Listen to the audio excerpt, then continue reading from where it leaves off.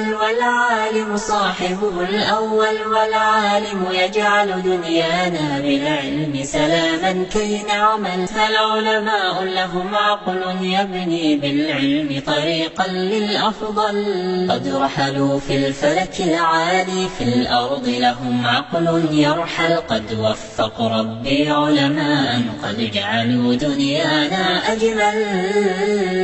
العلم ضياء المستقبل والعالم صاحبه الأول والعالم يجعل دنيانا بالعلم سلاما كي نعمل علماء بني قومي عرفوا تحويل الصعب إلى الأسهل علماء لهم عقل يبني بالعلم طريقا للأفضل قد رحلوا في الفلك العالي في الأرض لهم عقل يرحل قد وفق ربي علماء قد جعلوا دنيانا أجمل. أعوذ بالله من الشيطان الرجيم. بسم الله الرحمن الرحيم. الحمد لله والصلاة والسلام على رسول الله الأمين وعلى آله وصحبه ومن تبعهم بإحسان إلى يوم الدين. أما بعد أمبالما تلي نتافلبو ماليكونا ماليكوكا تشي أني مسو دمسي أني ماباكورو ambe ala tanu kama sa info ka barkada soli ani nema chaman ba ko deli alafe raki ala kraba inka nema ani kishibe ayi anaka sahaba wana dungewu ani mo tugura kira ko foga si alkama doma ka law tara deli ala kan soro mo la ala ka yafanka jurumuma tele nyata flevo aywa an ku ledu dike awma sigi jando temene ka foni ala manka joya jirana dondola doni baw ka keneka namina fereke ka segin kana an ka chogorba fe ka baro nyoya o laidu timi hukmu konnala wati jankofe alaye alla tiga bianga sigi kargaranenke nanga chogorobay barawli dugu kono fadilat sheikh misbahu wagi te makura doni baw ka kenaka kada ka ande laga sigi doka kateme sigi minan kumana ala kusmaka amba jige ka fo asigi aye nafake amba ala dilala ka bara imbla anga mizan na nyumo chela ni filmi yera wala ka ya fambema biyan fle sigi kuro kuna tuguni ni ala sonama walanda mina nafaka bonka sanga an yere bala ka nyeshin wati munuma nga sani ambe daadu walanda ina sana ambe tani kuma ire nyefe ambe fulika ani kuma nyablani donkanda ma krengrnela akodi mawma mamunu be nubuna ne jasoro sirawo sira fesa kira television sirai akira aywa radio susu sirai akira sirawo sirai mimbatu aywa anu be ke nyon fesa nga ani wati inshallah ambe fulida ma ka bismillah ka fulike ka kuma nyabla ke ka duwo kun folo ke inshallah Sheikh Misbah. Assalamu alaikum wa rahmatullahi wa barakatuh. Wa alaikum assalam wa rahmatullahi wa barakatuh. Mashallah annana kokura bismillah mashallah haba kaso alhamdulillah ambe au bismillah ka barakada kasabe kafu lamen kala belajele awo ka belajele fu ka duwo ke belajele ni kuma sigila lamlena ka duwo ni befe inshallah amana sigi minge akuma wala ka ambe so Allahumma amin afoko nyuma ala ko noya Allahumma amin lama ko nyuma ni famu ko nyuma ala ko jam belajele ma Allahumma amin ala ka fotaw kita wala ko belajele be ala ka jema amin bijahi nabiyil mustafa sallallahu alaihi wasallam bismillah ba kaso wa salama be ka yorodo mashallah be ka yoro janasuni yoro surmo a cheni muso aw amba belajele fo alhamdulillah bismillah barakallahu alhamdulillah wa khairan alhamdulillah balma woni te Sheikh Misbah dongayi bismillah kan folikan ne do kun folo kala dele ala kana ben sobama ala ka shijani kena kalfana la halsisa aywa ka kumbe kan brebera ni chugoina ambe afuka wala nyundo antna ko wati da ko seve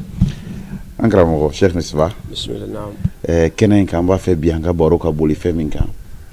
wi san kalo doyi islamia lamba jiga kalo inte kalo gansa yi mawbulu anga jamana kono do ba bunya ko seve do be ba soro luka famia re masama ka fo kalu krengrene no san kalula na en boroka kan dine kunda ba jiga ma choma na famia soro no rajaba kaloi rajaba kalo re kalo jume ko am soro kan dadu samantia bamul na la islamia kon nala dalu qur'ana ya de doa hadisa de doa bismillah bismillah ya famu ala kan be sabo Allahumma amin o kuma folo mi o yamba ja lamani kala belajele na ka fo ala ke meka wakatu dila ka don dila ka mogo dila ka bara belajele fa lati nga ayere kam masana ka furan sana ka kanu kono ay ko fusa nyogo ni hadamadenw a y'o fisaya danfɛn bɛɛ lajɛlen ye. Allahu akbar. Ayiwa ka tila wala qad karramna bani adam. A ye hadamadenw fisaya danfɛn bɛɛ lajɛlen ka fɛn bɛɛ dilan hadamadenw kama. A ye denw dilan ka denw fana fisaya ɲɔgɔn ye. Ka jumadenw fisaya ka tɛmɛ don tɔw kan komi alakira b'a fɔ cogo min na sallallahu alaihi wasallam. Ka kalow fisaya ɲɔgɔn ye. Ka yɔrɔw fisaya ɲɔgɔn ye. Nin bɛɛ ye Ala ka fɔsɔmantiya de ye k'a di silamɛw ma. Allahu akbar. O tuma bi an bɛ wagati min na an ɲɛsinnen bɛ wagati min ma n'o ye arajaba kalo ye. A y'o kɛrɛkɛrɛ k'o bɔ san kalo 12 kɔnɔ. K'o fana fisaya ka tɛmɛ kalo tɔw kan. A n'a ɲɔgɔnna 3 wɛrɛ bɛ yen ka fara o kan. O kalo min n'an ɲɛsinnen b'a ma. Ani bonya dɔ ka kan. Ani faamu dɔ ka kan. Ani ɲɔgɔn hakili jigin dɔ ka kan. Bari fɔsɔmantiya ninnu kɔrɔ tɛ Ala bolo ko dɔ dali ka gɛlɛ dɔ ye walima dɔ dilancogo ka gɛlɛ dɔ o tɛ. A kɔrɔ de ye anw minnu ye hadamaden nagasilenw ye danfɛn nagasilenw ye anw de k'an jija ka dɔ fara an ka cɛsiri kan ka bɛn o wagati ninnu ma. N'a fɔra juma ka fisa don tɔw ye a ma fɔ juma tile ka jan komi tɔw ta ɲɔgɔn na. A tɛ komi a ka jan ka tɛmɛ semaine don tɔw. Walima k'a fɔ Ala degunna a dilanli la ka tɛmɛ don tɔw kan o tɛ. Ala y'a di hadamadenw ma yali an bɛ dɔgɔkun ko minnu kɛ an ka se ka kunbɛcogo sɔrɔ la juma don. A ye fɔsɔmantiya in bɛɛ lajɛlen na o sababu kama. Yɔrɔw fɔsɔmantiya ten a ko woro kɛ o cogoya in na. O tuma kalo min natɔ filɛ n'o ye arajaba kalo ye a bɛ san kalo 12 kɔnɔ. O kalo 12 in o bɛ Ala ka daliw ye nka a y'a fɔsɔmantiya ka fara kalo 3 wɛrɛ kan k'a jira k'a fɔ o kalo ninnu kɔnɔna baara baraji ka bɔ ka tɛmɛ a waati ko kan ɲuman. A juguman fana jurumu ka jugu ka bɔ ka tɛmɛ waati tɔw kan. O kalo 4 min bɛ yen arajaba ye o dɔ ye. O tuma ka ni a bɛ kunbɛn silamɛ k'i labɛn k'a kɔnɔ. I b'i labɛn ka sali ni hijiw ni sun kɔnɔ cogo min i k'i labɛn fana ka arajaba kalo fana kɔnɔ o cogo in na. I ka kan ka bato i ka dɔ fara a kan i ka ɲuman dɔ fara a kan i ka yɛrɛ kɔlɔsi i ka dɔ fara a kan. O dalilu nalen bɛ kuranɛw kɔnɔ a nalen bɛ hadisaw kɔnɔ. Fɛn min ye a dalilu fɔlɔ ye n'o o ye dalilu bɛɛ taarɔ ye n'o ye kuranɛ ye. Ala b'a nati suratu tawbat.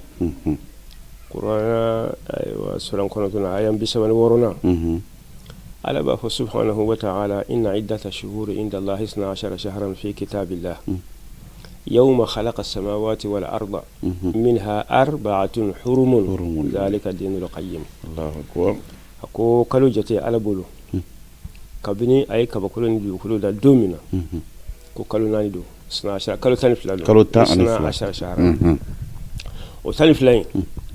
ko 4 bɛ yen o ye lahɔrɔma kalo ye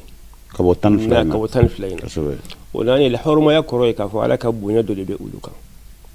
ka kɔrɔta dɔ bɛ u kan k'a jira k'a fɔ ani kalo tɔ minnu bɛ yen u tɛ kelen ye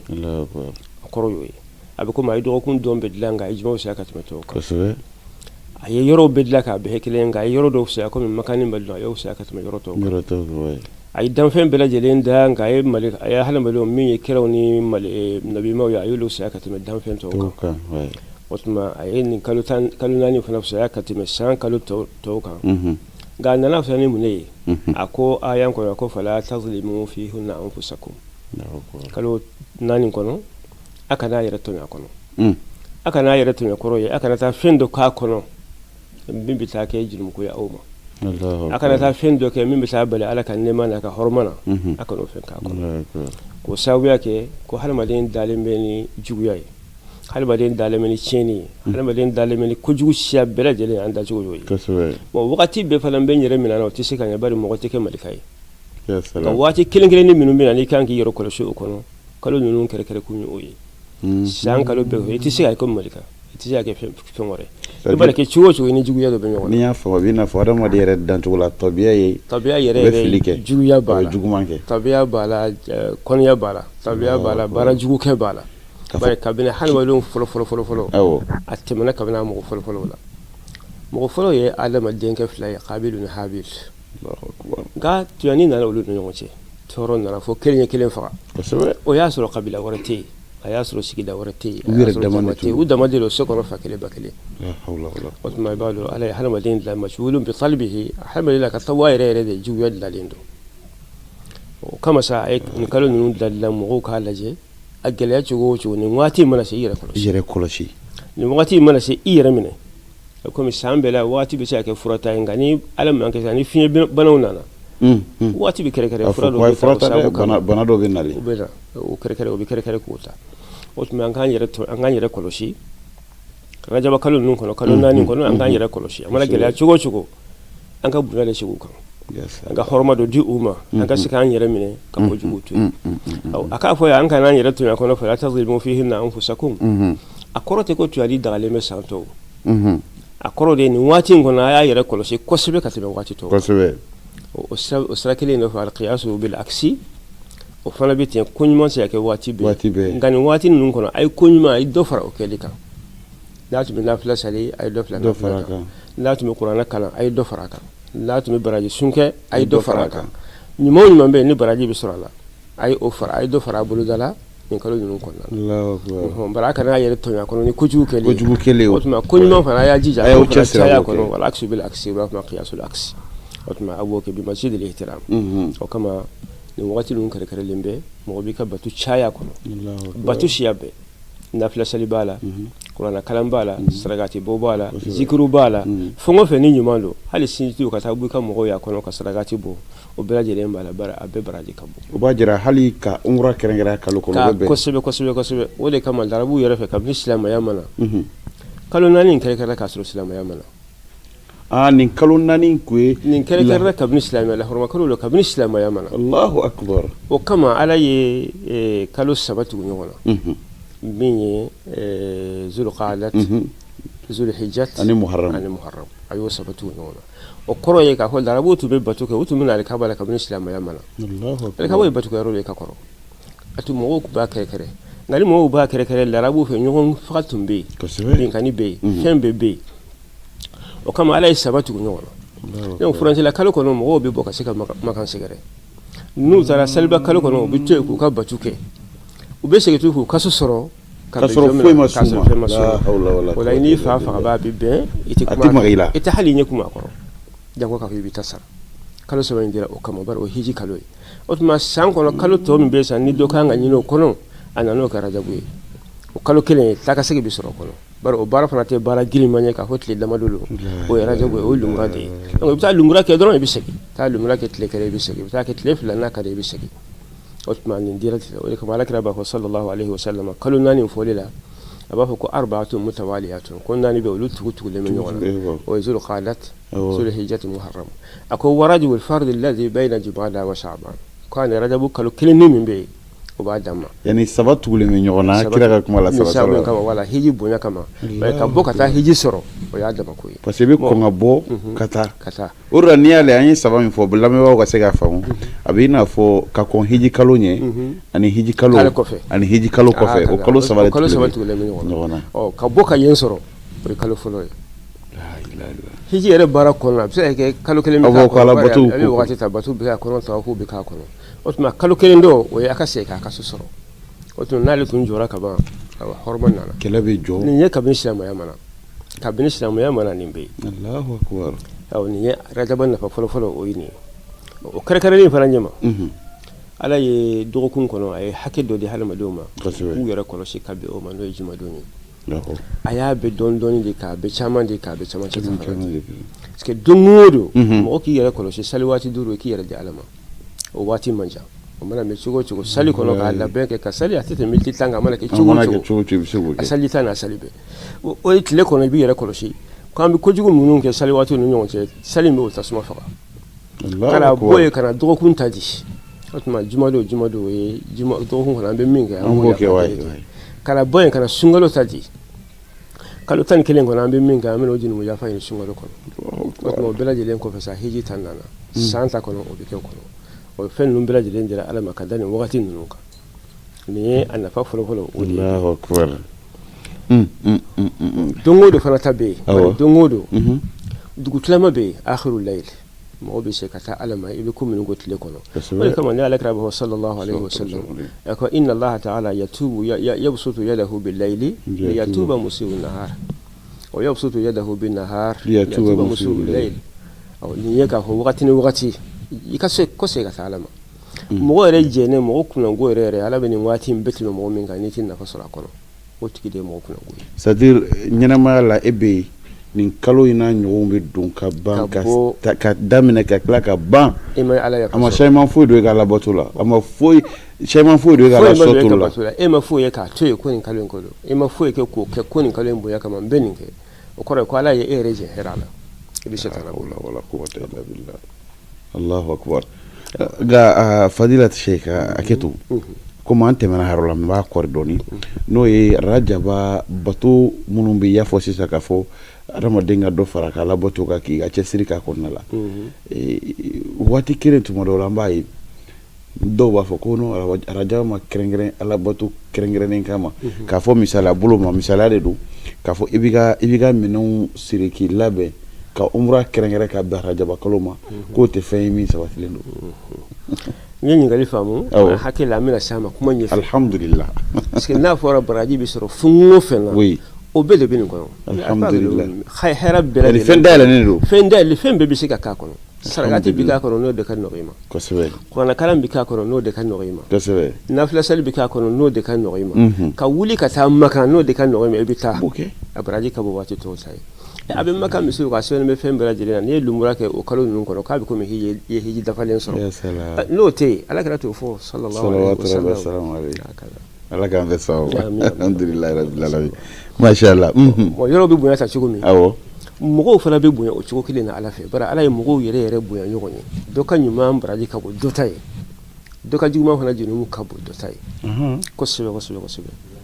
a y'a dan tulo kan yɔrɔ min na Alakira ka sotigiw a muso wallahi tiɲɛ don ya nisa annabi lastun ka ahadi min an-nisa in ittaqaytun ka sira kana fo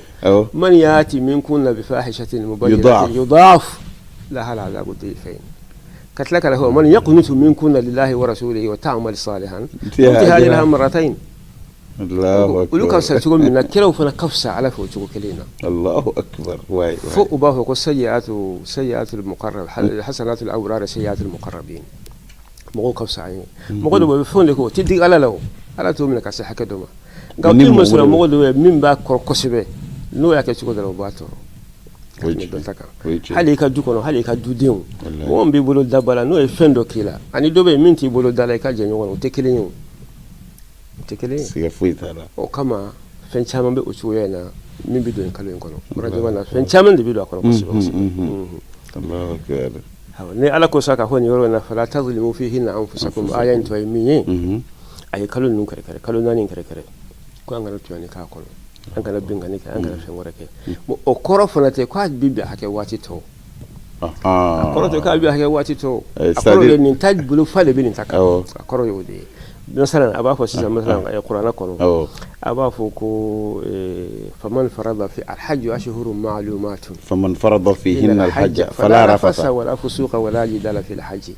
o ye hiji kɔnɔ ye nka a ma fɔ ko rafasu ni fusuqu bɛ bɛn fi ghayri waqtil hajji la abadan nka hiji ta in jurumu de ka bon ka da waati cogo kan ka da yɔrɔ cogo kan o rajabu o bonya kelen a b'o de kɔnɔ kosɛbɛ o babu kelen kɔnɔ ni baraji sun nana k'a fɔ mɔgɔ bɛ gɛrɛ Ala la a sababu ye Ala ko de i bɛ gɛrɛ ale ni nafila bɛɛ lajɛlen ye nafila siya bɛɛ i bɛ gɛrɛ ale la n'o fɛ o nafila ye mun ye o ye de i ye min fara fɛn wajibi kan kado i ye min fara min tɛ wajibi ye nka ɲuman don a sara i b'o kɛ a lasili bɛ yen min wajibalen don nka ale bɛ kɛ ka fara baraji ɲini kan sali fara duuru ye wajibi ye nka nafila saliw nana olu bɛ kɛ k'o tɔ dafa sunkalo sunni ye wajibi ye nka asuraw bɛ yen arafa bɛ yen o nana o nafila de ye ka fara o kan baara bɛɛ lajɛlen bɛ ten o tuma batu o batu bɛ yen n'o bɛ kɛ o bɛɛ dɔ bɛ se ka kɛ arajaba kɔnɔ a bɛɛ bɛ se ka kɛ arajaba kɔnɔ hiji ye san o ye wajibi ye nka arajaba kɔnɔ fɛn o fɛn bɛ yen n'o ye hiji baara dɔ ye ka taa ziyara kɛ i bɛ se k'o kɛ i bɛ se k'o de kɛ k'o caya yɛrɛ fana parce que asulu yɛrɛ b'o la fɛnɛ ka caya yɛrɛ yɛrɛ de fana o de bɛ jeli Allahu akbar n y'a faamu walayi o tuma sali kalan sarakati bɔ ziyara ka wuli ka taa fo Makan o ka fisa a kɔnɔ kosɛbɛ o makanta min yɛrɛ bɛ kɛ o lasili bɛ wala Alakira b'a fɔ sallallahu alaihi wasallam la tushaddu rihalu illa ila salasati masajid kan i ka doni siri n bɛ taa alabato kɛ misiri dɔ la misiri sɔrɔntanya kama a k'o ti bɛn o ka kɛ misiri siɲɛ fo misiri 3 Makanta Madinata Baitul Maqdis ta ni saba otuma ni bitawla ni afara ni fara kalo nyumani ni yedo ko otuma nyumani farala nyuma farala nyuma nga sigatala man baraji do fara baraji sa sigatala ole kama kare bu kare ka ke lungura kalo ye anyi nendo yera ka ka sebe mo moye ibake ole kan alhamdulillah rabbil alamin ambal ma telenya ta fleva ambe awfu ka wala nyuma do sangani wati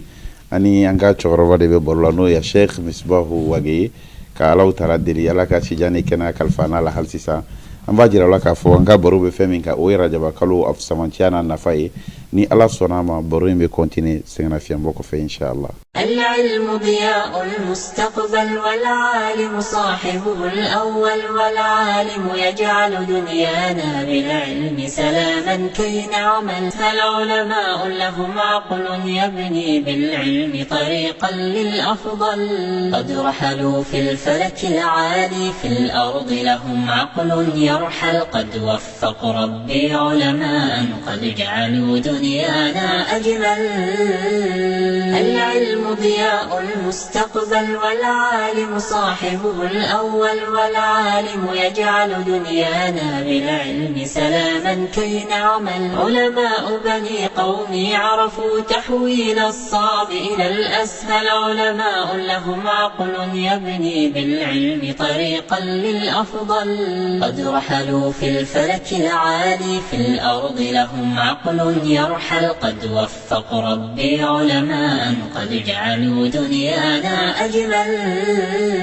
الحمد لله رب العالمين تلين يتافلبو أمبي أوفو هالسان أني أنكا تشغروا بنيوم في شيخ مسباو واجي أمبي برو سيجلا راجبا كالوكا كالوين الله رما كالو بادي نفاير براكا فجومي كورونا كوننا لا الله تعالى كمانا كالوين في سمانتياني الله رماكا أنك نايرة تونيا كوننا لا كورونا يفوتاني وباجي راكافو anka nga chesiri ke kala boto chama ke kalo en konna la ina fo ankra mo dal magala la chugumi ni ala ka jayi inshallah al sambe continue ni boro yi ñon fe Sheikh Misbah sengana fi mbo ko fe ara jaba kalo ida sirama kudo be ni wulu ka kono jurumbe bunya kala ka law taala yanda halanda mane ñonche doka jurumun ka bo kudo la ka teme doka bo chugola yoro do jurumbe se ka buhani yoro doy kalo do jurumbe buani kalo wore wara jaba kalo konna la sisan ka ira ka fo jurumuna ko adama den kan yoro jala o ba jira kan nyumon fena caya konna la aywa bismillah nafa jumo be am sugo sura al sani nyumon jumo be ne be seka han ladi na ambe baraken ul inshallah ala kan be sawa allahumma amin ala ka fu ko nyumon no ya amin amin ambe de ko ne kelen fo fala nan ka do kono bismillah o de ko ne kelen harsa kalo mbunya yemi ambe makan kelen fo ala bismillah tafsirul khazin abi fo mi ko tafsirun nasafi tafsiru nasafi al imam nasafi nasafi ايوه اوكي اكو اكو هذه شهور مبنيه على سير القمر في المنازل وهي التي يعتد بها المسلمون في صيامهم ومواقيت حجهم وأعيادهم وسائر امورهم واحكامهم ko kalo islamiyya ka kalo nala ko ay kalo ke tanflay kalo jato bo fole manyo ko akon ga shari'ata min yo e kalo bitama me ke fil manazilo ya da makalanye ko sebe da islamu bi jate ko le ko sun ko hiji wato ko salu ko laida ko ko fawra bila jira mi kano akon wa hadhihi al ashhur al hurum kanat al arab fi al jahiliyyah tu'azimuha ko kalo nani no ko larabu jahiliya mo gotum babu ya ko sebe kabin islam ya mana wa tuharrimu fiha alqitala tumbe kele haram ya kalo no ko ya ka islam ya mana hatta law anna ahadahum laqiya qatila abihi wa ibnahu aw akhahu lam yahjum wa lam yata'arrad laha ya salam ko kalo no ko hal mo gotum fa basi i den fa baye i bal make fa baye iti joanyere ite hali nyakuma ko jango kan bi tajru saraka do ko otma ko summa jahil islam ako ko fa islam yanna na wazadaha hurmatan wa ta'ziman fa da'afa fiha ujur al hasanat wa da'afa fiha awzar sayyi'at ne kuma folo min nante manaka islam yanna ka dole faraka bunya kan ka ja nin kun beide ga harsha abe waje da faraka otma ni mambara ji chara ko mambara ji chara o ni manu nusa amna se kuma mi masiya no ye ka ko bara me ka ko no ka sunke rajaba kalo kono kabaraji sun yare chaya kono kosebe Allahu akbar amina sai odama nasisa al imam shaukani obe kuma ka kitabu kono ani musnad al-imam ahmad oyi wonna ko rajaba kalo hadisa minuna fiha ma yadullu ala mashru'iyati sawmihi ala al-umum wal khusus ko asun shari'a ka fa kanyini akake ko dalun nanin be anana be umuman ka fa baraje sun kan wakati be anana kono khususan fana anana barka da kan kalun min da ko ka batu cha ya kalun nun kono ko sebe ko khusus ya wajibi do ka fa abin be jele kono batu da be ka wakati be wakati do fana abike kalu fana kono misali wasma umumun khusus do ala hadith al-waridatu fi zalika yucha manati على الخصوص ابن ماجه كا حديث كتاب من حديث كتاب ورندو من باجرا كا فورا جابا كلو لا سوني في من كرنغرنندو كبنان يا بيبي بسم الله لا فتشكو من كتاب الصوم اكو باب صيام اشهر الحرم باب صيام الاشهر الحرم باب صيام الاشهر الحرم ولا حرم كلو نسوني باب لا حرم كلو جمعي ni mo mi yakala ka tike bali la حرم كره كلو جمعي دو ni ya fo ni dana sama ni kele mo la ya ra jo fa awo otma ibaja te ka faraka no do farala ka otma munye sum wala masha Allah ni ya wala awo hadisan bi akono hadasa wakili ni keme bulon bila ni kele amara nabiy sallallahu alayhi wa sallam fihi al-bahiliya bi sawm al-hurum وهذه حكمه بنا جفي ابو داود فما وكيل لنا كتاب الصيام وباب بدور نانينا ابا في صوم الشهر الحرام ابا فوكن وقف سنن الكبرى للامام البيهقي وجزء نانينا حديث واسيغني كمناني موان وورو قصه الباهلي تنانو كنو وانا لا تشغدي مقدر ولا لا على كلام ساندو كان على كلام فوكاي رجرالا صلى الله عليه وسلم اتارا ايبتو من على كلام اتارا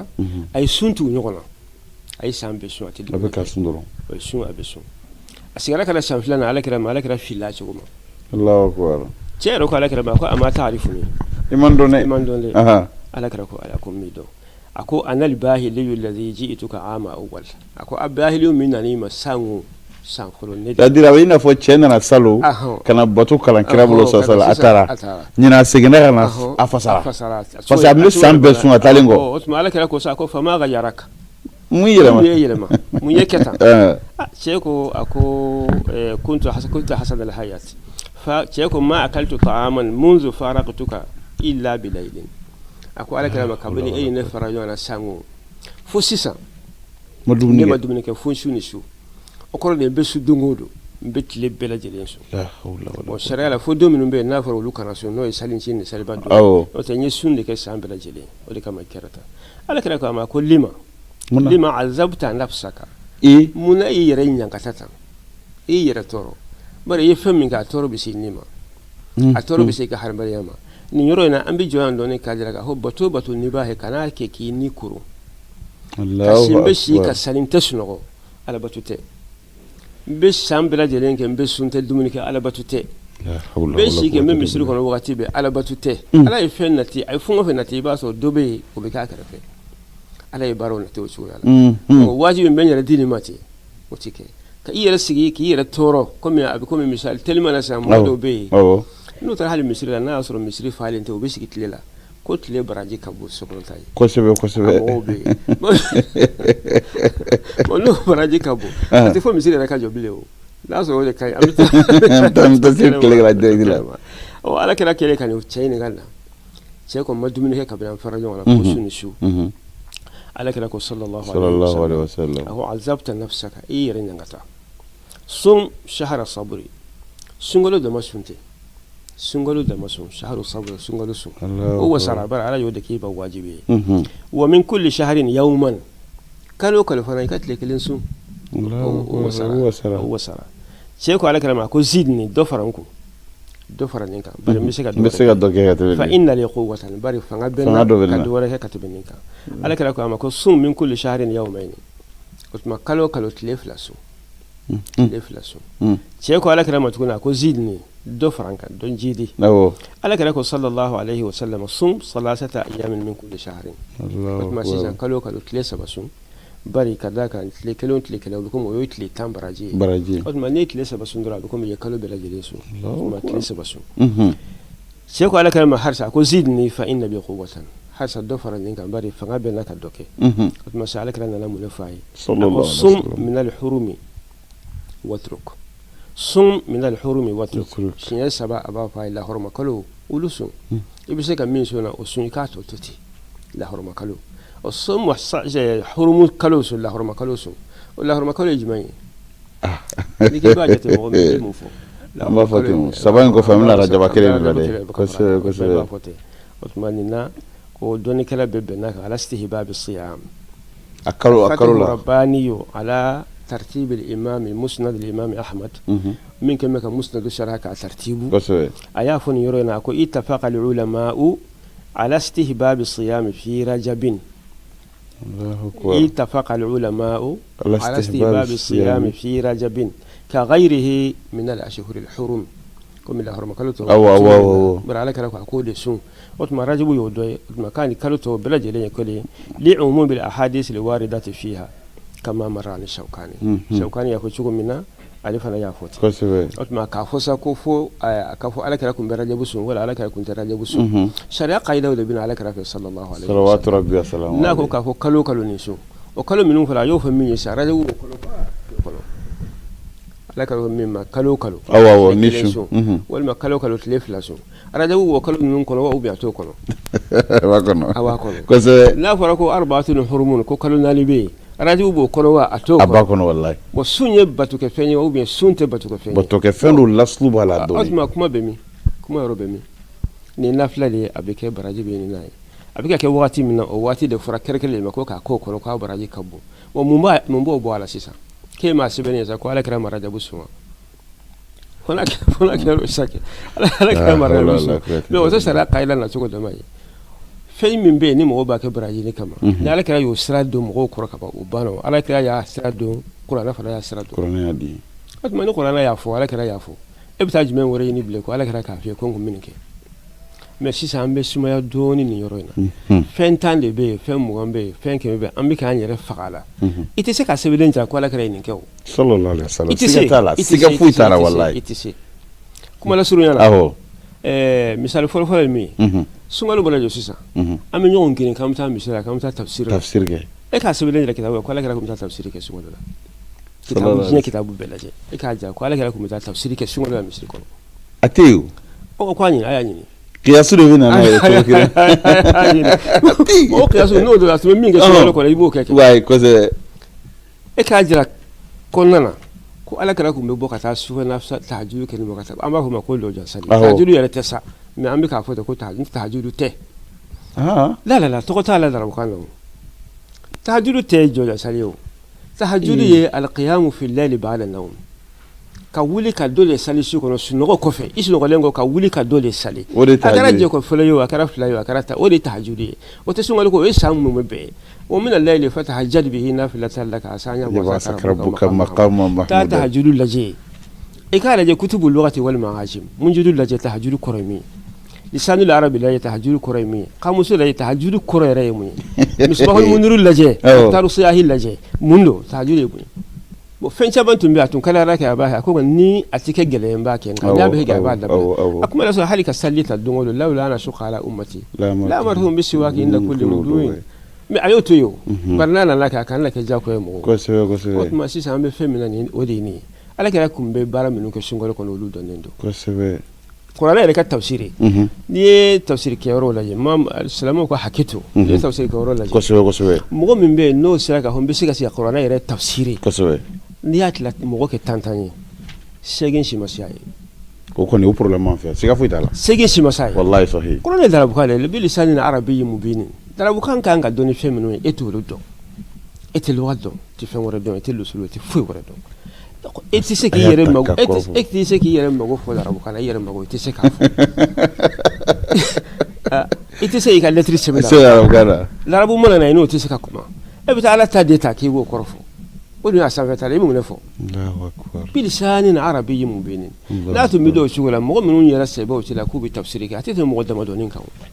من التفسير كلا وسبوا تلا أو تفسير هذا كان بسيكا كده نمي مقول سلام مما نبين قال لك يبي دوين قال بفوا يتكر سافي كسر وكرا يقعد دوبا منشا أقول نو كندو أتون كتكتاو لا كلام لك جموس صلى الله عليه وسلم يبغى نانيو كشامان دي كسر ko o misiri kono sungalo fe ala kira tun bɛ mun kɛ sunkalo kɔnɔ sufɛ ala kira tun bɛ ko kana idha dakhala al-ashru al-awaqir shadda mi'zarahu kosɛbɛ wa ayqadha ahlahu wa ahya laylahu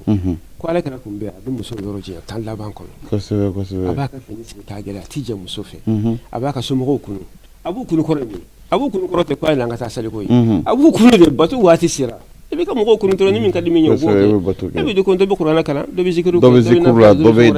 mais i b'a ye a y'a ka mɔgɔw kunu k'a y'u kunu ka taa min a b'u kunu dɔrɔn a banna nka a b'u kunu a bɛ taa n'u ye min n'a sɔrɔ n'i ko dɔ yan sali a tun bɛ taa sali n'u ye min a tun bɛ mun kalan o tɛ dɔwɛrɛ ye kosɛbɛ a tiɲɛni min ka bon ka tɛmɛ o kan kuranɛ bɛ taa kalan dɔ jan sali n'a ka kalan fo mɔgɔw jɔlen bɛ ɲɛnamini fu jɔlen bɛ ɲɛnamini kosɛbɛ min t'a dɔn o bɛ kuranɛ ta k'i jɔ n'a ye ala kira ko de sallallahu alaihi wa sallam n'i bɛ sali ni mɔgɔw ye i kana sali yɛrɛ jɛna fiyewu